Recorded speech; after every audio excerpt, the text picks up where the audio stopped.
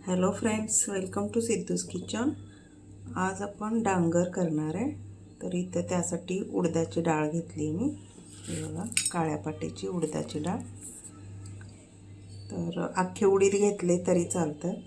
हे मी इथं माझ्याकडे डाळ आहे उडदाची, ती घेतलेली आहे। आता ही डाळ आपण भाजून घेणार आहे। तर त्यासाठी इथं मी कढई गरम करायला ठेवलेली आहे। आता ही डाळ टाकली। आता ही अगदी मंद कमी गॅसवर ही छान अशी डाळ भाजून घ्यायची।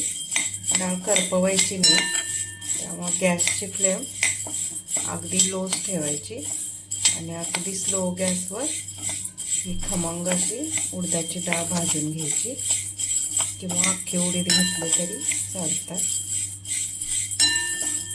आता हे कसं ओळखायचं, तर त्याचा सुवास सुटतो। जेव्हा भाजून होईल ना, तेव्हा असा सुवास येतो भाजलेला। त्यावरून ओळखायचं की डाळ भाजलेली आहे। कारण मी काळा कलर असल्यामुळे कळत नाही की डाळ भाजलेली कशी म्हणजे ओळखायची, तर त्याच्या वासावरून ओळखायची। तर अगदी कमी गॅसवर ही डाळ भाजून घ्यायची। करपवू द्यायची नाही डाळ। हा पारंपरिक पदार्थ आहे। आता ह्याला आपण भाजल्यानंतर मिक्सरमधून ह्याला थोडंसं असं मोठं वाटलं तरी चालतं, पण थोडंसं रवाळ असं वाटून घ्यायचं आणि त्यानंतर त्याला दह्यात किंवा ताकामध्ये भिजवून ठेवायचं।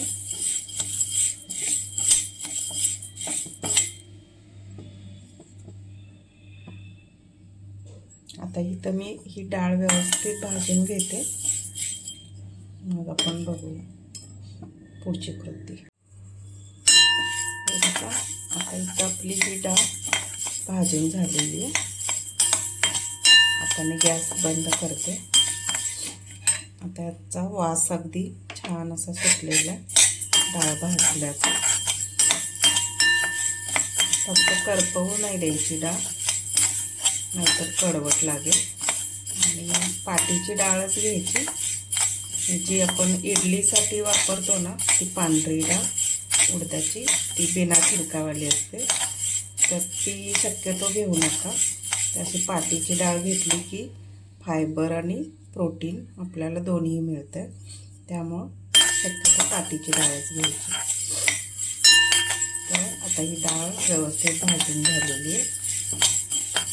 थोडासा बघा त्याचा कलर बदलला।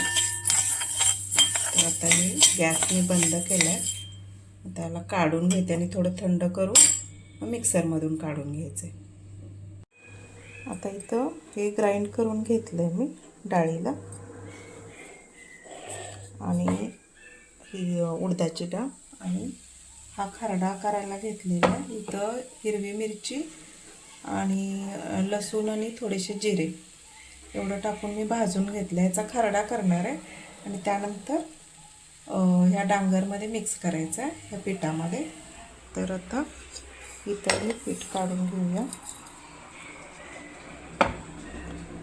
तर तुम्हाला जेवढं करायचं आहे तेवढं हे डाळीची भरड किंवा डाळीचं हे पीठ काढून घेतलं आहे इथं एका बाउलमध्ये। आता ह्याच्यामध्ये हे ताक मिक्स करणार आहे। ताक मिक्स केलं। आता याला व्यवस्थित ताक किंवा दहीच टाकायचं असतं, पण थोडंसं हे भिजवत ठेवायला लागतं। मग आपण आता ताकामध्ये असं भिजवत ठेवूया आणि त्यानंतर दही घातलं तरी चालेल। आता हे थोडं ताकात व्यवस्थित भिजू दे।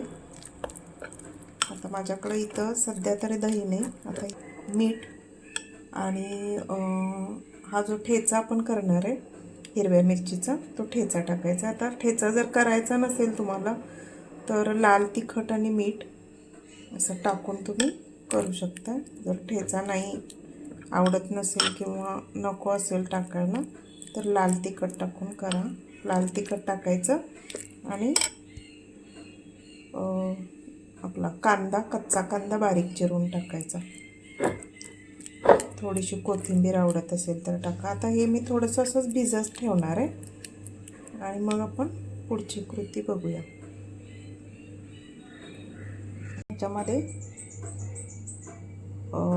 मीठ घालूया, चवीनुसार मीठ. त्यानंतर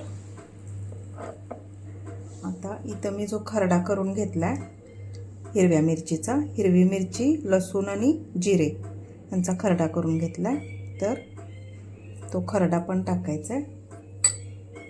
त्याच्यानंतर बारीक चिरून घेतलेला हा कांदा तो पण टाकायचा आहे. हा कच्चा कांदाच आहे. आता हे सगळं मिक्स करून घ्यायचं आहे.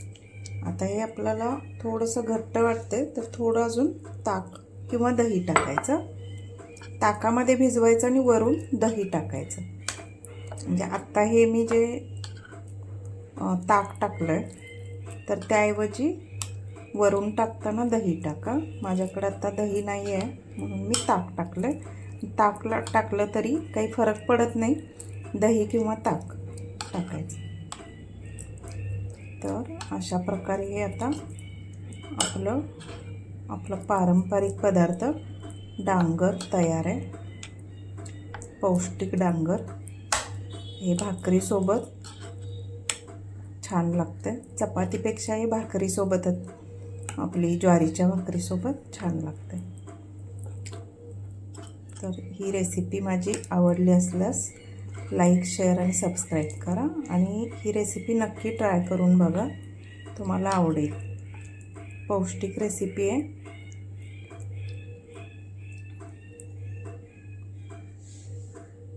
तर हे आपलं डांगर तयार आहे.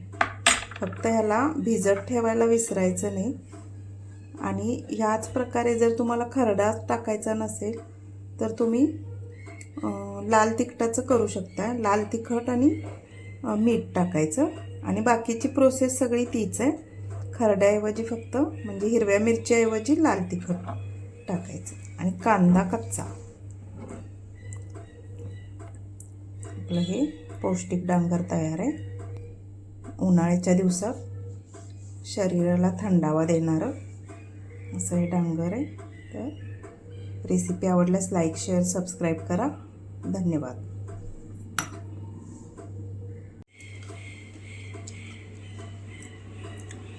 आता ह्याच्यामध्ये एक गोष्ट सांगायची राहिली, हे व्यवस्थित अगदी अर्धा एक तासभर असं भिजत ठेवायचं, नाहीतर थोडंसं असं कचकच लागू शकतं.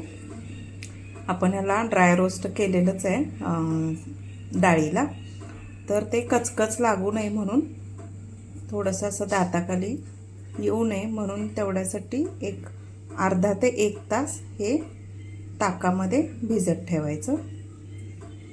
समजा जर ताक तुम्हाला अवेलेबल नाही झालं तरी पाण्यात सुद्धा चालतं, तरी छान लागतं. पाण्यात भिजवायचं आणि वरून दही घालायचं.